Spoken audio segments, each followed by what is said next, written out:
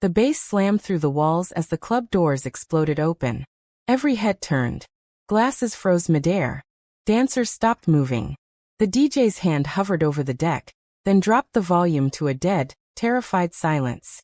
Black suits poured in first, 6 men, wide shoulders, cold eyes, guns visible without shame. Then he walked in. Tall. Calm. Deadly. Kang Jun-suk didn't rush. He never did. His footsteps were slow, deliberate, as if the club belonged to him already.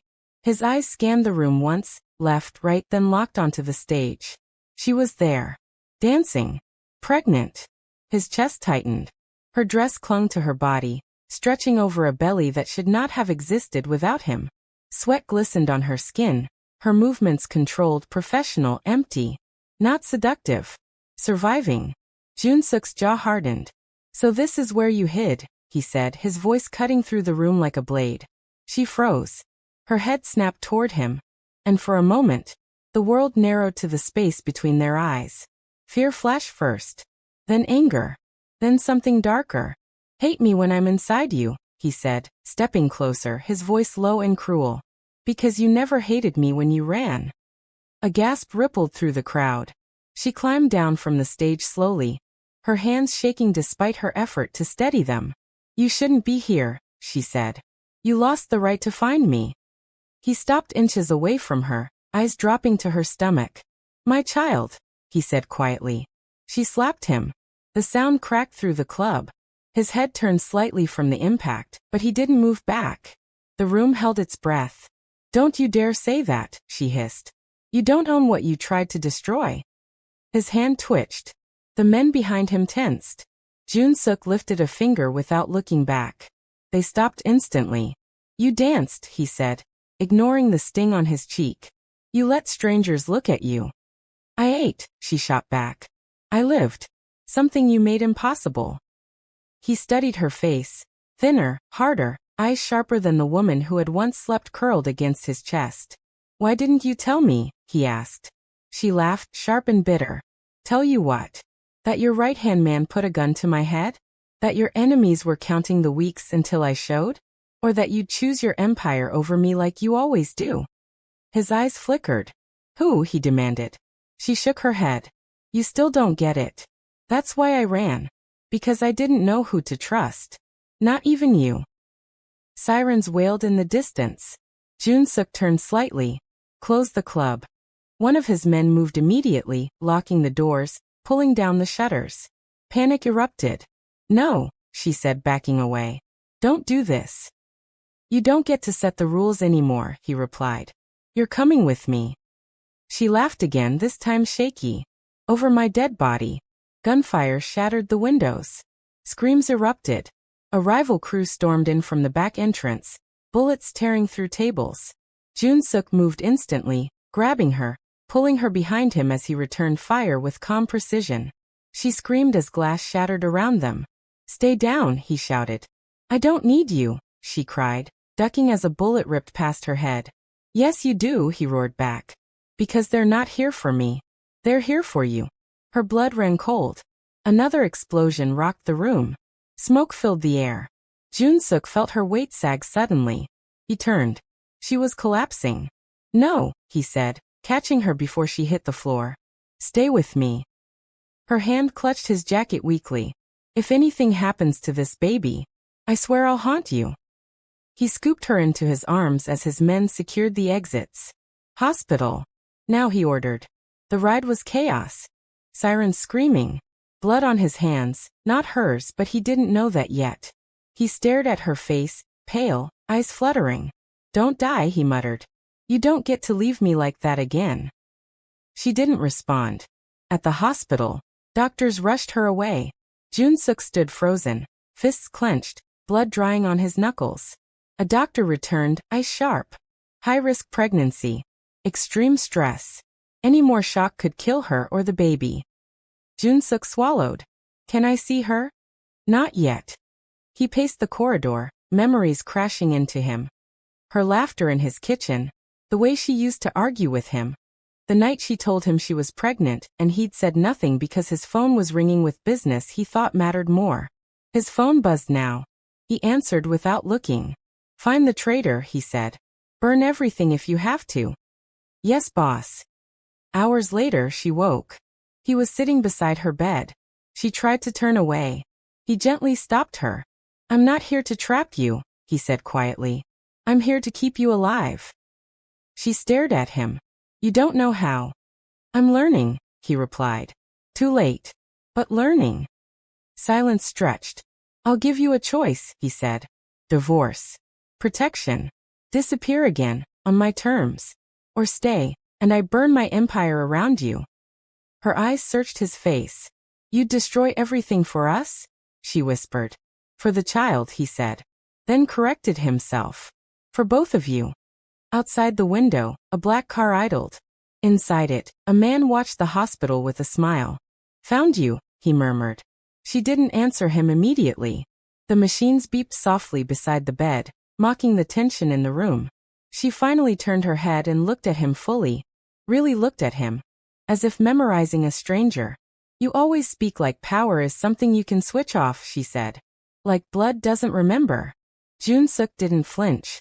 Blood remembers everything. That's why I'm still standing. She scoffed. Standing on what? Graves. His jaw tightened. You think I don't know what I am? No, she said quietly. I think you like it. The words hit harder than the slap. He stood up slowly, walked to the window, and looked down at the city. I liked control, not chaos. And you, he turned back to her, eyes dark. You became chaos the moment you disappeared. Her voice shook. I disappeared because someone tried to kill me in your house. He turned fully now. Say his name. She shook her head. I don't know if he acted alone. And that's the worst part. Your empire doesn't just have enemies. It has rot. His phone buzzed again. He answered. Report. A pause.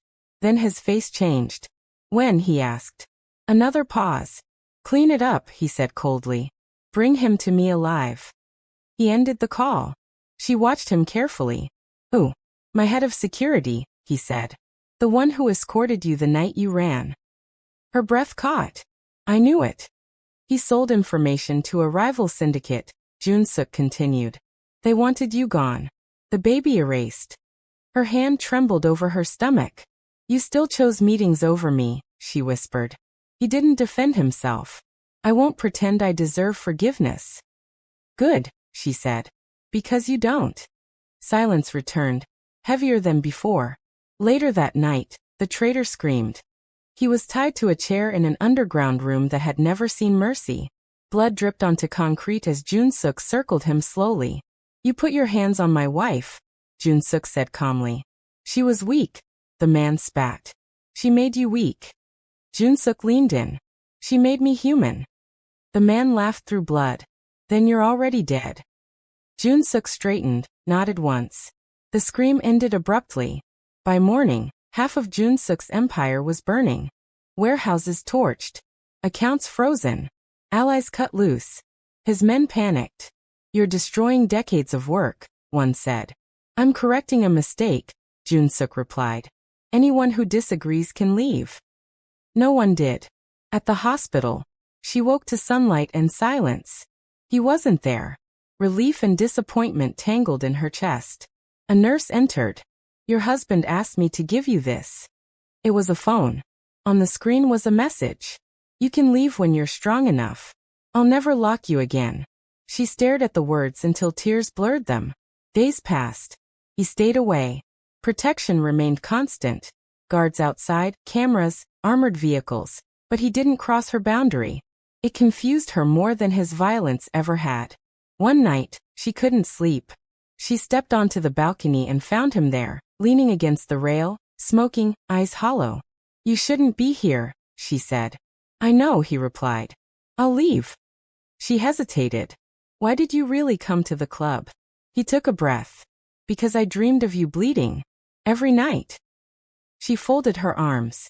And you still think fear is love? No, he said. I think love is terror when you realize you can lose. She swallowed. He stubbed out the cigarette. I'll step back again. Wait, she said before she could stop herself. He turned. If I stay, she said slowly, You don't touch me unless I ask. You don't raise your voice. And you don't bring blood into my child's life. He nodded immediately. Agreed. And if you break it? I disappear, he said. Forever. She studied him. You'd survive that? No, he admitted. But you would. That night, she slept better than she had in months. Across the city, the rival syndicate met. She chose him, one man said. For now, another replied. Pregnancy makes people soft. Then we harden her. The next attack came quietly. A poisoned 4-bag. A nurse paid in advance. The monitor screamed. Doctors rushed in. Jun-suk arrived seconds later, gun drawn, eyes feral. Save her, he demanded. The doctor shouted orders. She convulsed. Jun-suk grabbed her hand. Look at me. Don't you dare leave. Her eyes fluttered. If I die, don't turn him into you. I won't, he choked. I swear. The poison was neutralized just in time. The nurse didn't make it out of the building. When she woke again, she saw him kneeling beside the bed, crying. She had never seen that before. Don't, she whispered weakly. Don't do that. He looked up, eyes red. I almost lost you. You already did, she said. I just came back. Something broke in him then. Outside the room, his phone buzzed non-stop. War was coming. And this time, it wouldn't stop at the doors. The war didn't announce itself with gunfire. It began with silence. No attacks. No warnings. No movements on Jun-suk's usual intelligence channels. His rivals went quiet, and that frightened him more than open violence ever could. They're planning something big, his lieutenant said. Jun-suk nodded. They're waiting for her to feel safe. At the hospital, she sensed it too. You're tense, she said one evening as he stood near the window, phone in hand, unread messages piling up. I always am, he replied. No, she said. This is different. This is the look you had the night I ran. His grip tightened around the phone. I won't let them touch you again. You can't promise that, she said softly. You can only choose how much blood you're willing to spill. He met her gaze. All of it. She exhaled slowly. That's what scares me. The doctor cleared her for discharge 2 days later. Against every instinct she had, she agreed to move into a safe house he controlled. Not the mansion she fled from, but a quiet, guarded place far from the city center. Rules were set. No guns inside. No shouting. No unannounced visitors. Jun-suk obeyed all of them. At night he slept on the couch. The distance between them was deliberate, fragile, and dangerous. One evening, she found him in the kitchen, staring at a knife like it might confess something if he looked long enough. You ever think about leaving? She asked. He shook his head. Leaving is for men who can forget. She leaned against the counter. I didn't forget. I just chose myself. And the baby, he said. And the baby, she agreed. A crash shattered the calm. Windows exploded inward. Gunfire ripped through the walls. Jun-suk moved instantly, shoving her behind the reinforced island, body covering hers as bullets tore through cabinets. Stay down, he shouted. Her heart slammed against her ribs. They found us. Smoke filled the room. His men returned fire. Jun-suk felt a sharp burn rip across his shoulder. He didn't stop.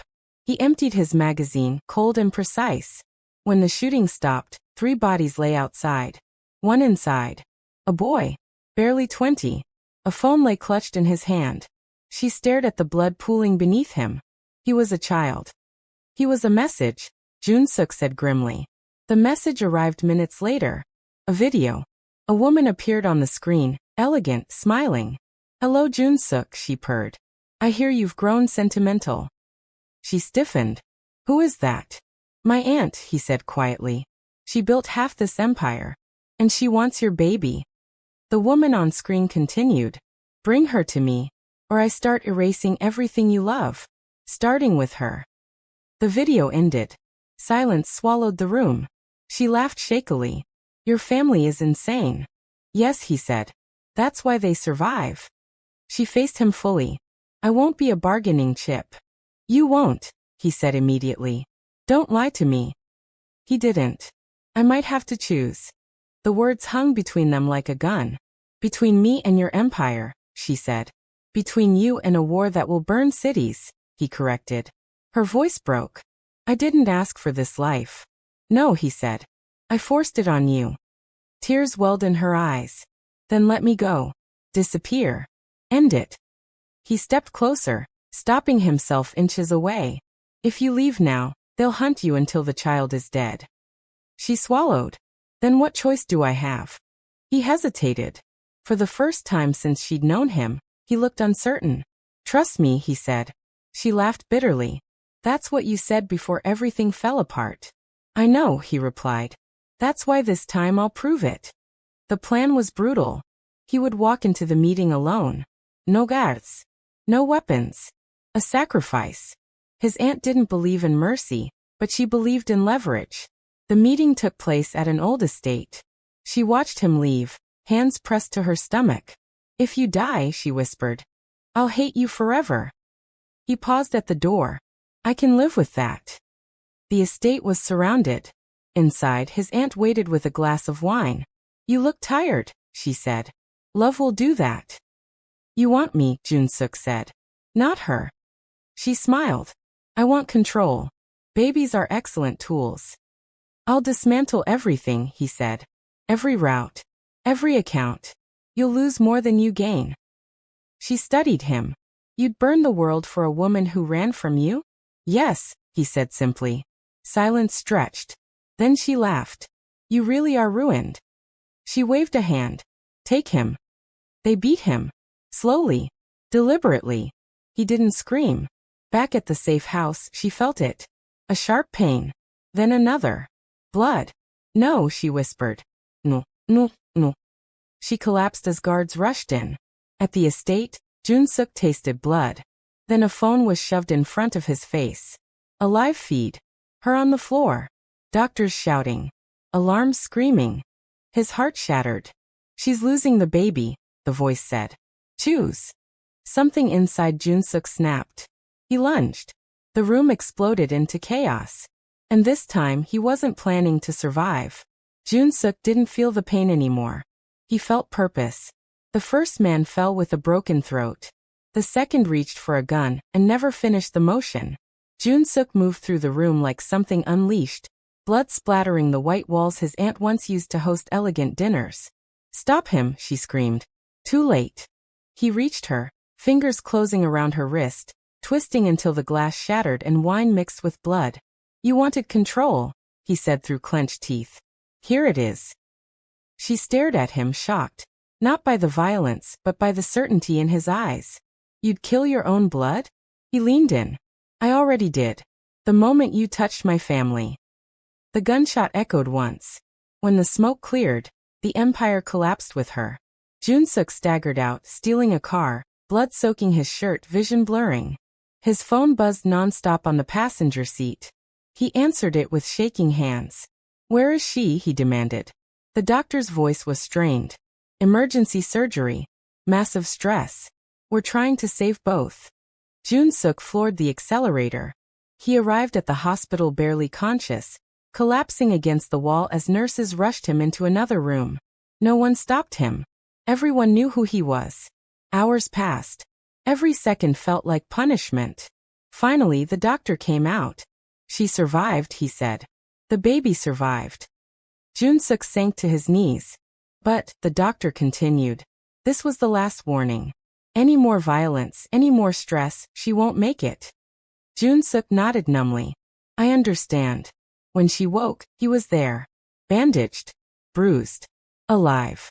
She looked at him for a long moment. You look terrible. He smiled weakly. You should see the other guy. Tears slid down her cheeks. I felt you leaving. I thought you chose them. I chose you, he said. Finally. Completely. She closed her eyes. Everything is gone, isn't it? Yes, he admitted. The empire. The name. The power. Do you regret it? He shook his head. I regret not doing it sooner. Silence settled between them. Not heavy this time, but fragile and real. You can still walk away, he said quietly. No guards. No sados. I'll disappear. She studied his face. The scars, the exhaustion, the honesty that hadn't existed before. And you, she asked. I'll live knowing you're safe, he replied. That's enough. She reached for his hand. It was the first time she'd touched him willingly since the club. You don't get to disappear, she said. Not yet. His breath caught. What does that mean? It means, she said slowly, you stay. But not as a king. As a man. As a father. His eyes filled. He looked away, ashamed of the tears. I don't know how, he whispered. She squeezed his hand. Then learn. Like everyone else.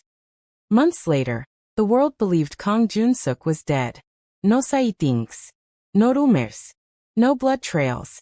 In a quiet town far from Seoul, a man learned how to assemble cribs, burn breakfast, and wake up terrified every night that happiness could still be taken away. She watched him carefully. He never raised his voice. Never brought weapons near the house. Never touched her without permission. The baby came early. He cried the loudest. Jun-suk held his son like something holy and dangerous. I won't turn him into me, he promised. She rested her head against his shoulder. Make him better. I will, he said. Even if it kills me. One night, she found him staring out the window again. Thinking about the past? She asked. Thinking about how peace feels like a trap, he admitted. She smiled faintly. That's because you're not used to it. A car passed slowly outside. Too slowly. Jun-suk stiffened. Some ghosts never stayed buried. She followed his gaze. Is it over? He didn't answer immediately. No, he said finally. But it will be. She met his eyes. Together? He nodded. Together. The camera pulls back on the quiet house. A baby crying. A man standing guard. Not as a mafia boss, but as a father. And in the darkness beyond the streetlights, a shadow watches. Waiting. If you enjoyed this story, like the video so YouTube knows to recommend it to more viewers. Comment below. Backhand index pointing right, should she have trusted him again? Backhand index pointing right, or should she have disappeared forever? And subscribe to Gloria Afro-Korean Stories because part 2 is coming. And the past is never done collecting its debts.